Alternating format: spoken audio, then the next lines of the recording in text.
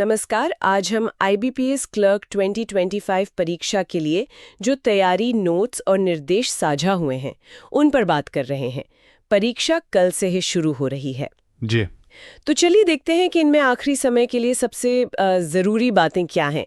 मतलब रिवीजन क्या ले जाना है और परीक्षा वाले दिन क्या ध्यान रखना है। हाँ, ये जो नोट्स और निर्देश हैं, इनका मकसद सिर्फ जानकारी देना नहीं लगता, बल्कि उम्मीदवारों को लास्ट मोमेंट पर एक तरह की स्पष्टता देना है। देखते हैं इसमें क्या है खास।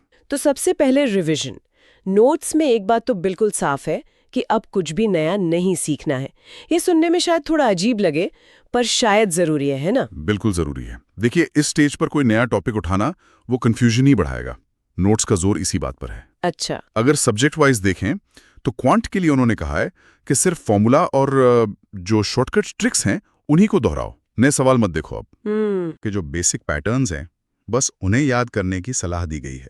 यानी कि जो नींव है उसको पक्का करने पर जोर है, कोई नई चीज खड़ी नहीं करनी। सही पकड़ा आपने। और अंग्रेजी के लिए क्या कहते हैं ये नोट्स? क्या वहां भी कुछ ऐसा ही है? हाँ, कमोबेश वैसी ही बात है। अंग्रेजी के लिए नोट्स में एरर डिटेक्शन, फिलर्स और रीडिंग कॉम्प्रिहेंशन के जो मुख्य पॉइंट्स हैं उन पर ध्यान देने को कहा गया है। ठीक है। और हाँ, जो लोग मेंस की तैयारी भी साथ में सोच रहे हैं उनके लिए जीए यानी जनरल अवेयरनेस में पिछले 3 महीनों के करंट अफेयर्स पर बस एक सरसरी नजर डालने को कहा है, बहुत गहराई में जाने को नहीं। समझ गई।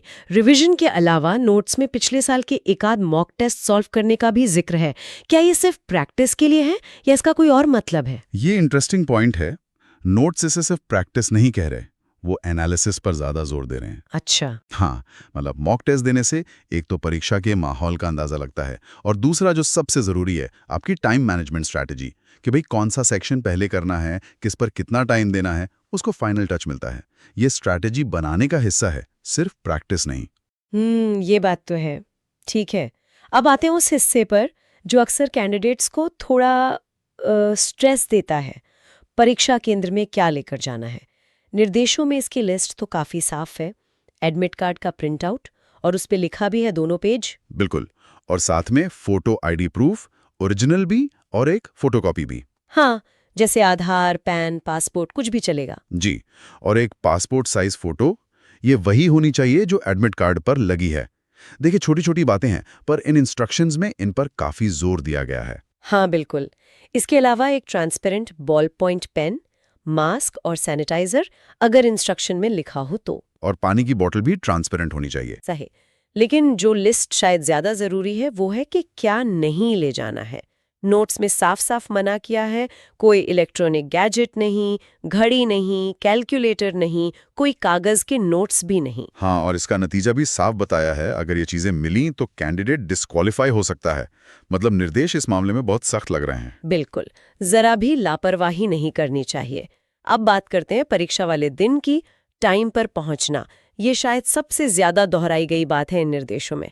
रिपोर्टिंग टाइम से कम 45 मिनट पहले पहुंचने को कहा गया है। हाँ, क्योंकि वो जो एंट्री प्रोसेस होता है, डॉक्यूमेंट वेरिफिकेशन होता है, उसमें टाइम लगता है। नोट्स इस बात पर भी जोर देते हैं कि एडमिट कार्ड और आईडी प्रूफ को संभाल कर रखें, क्योंकि उनकी चेकिंग बार बार होगी।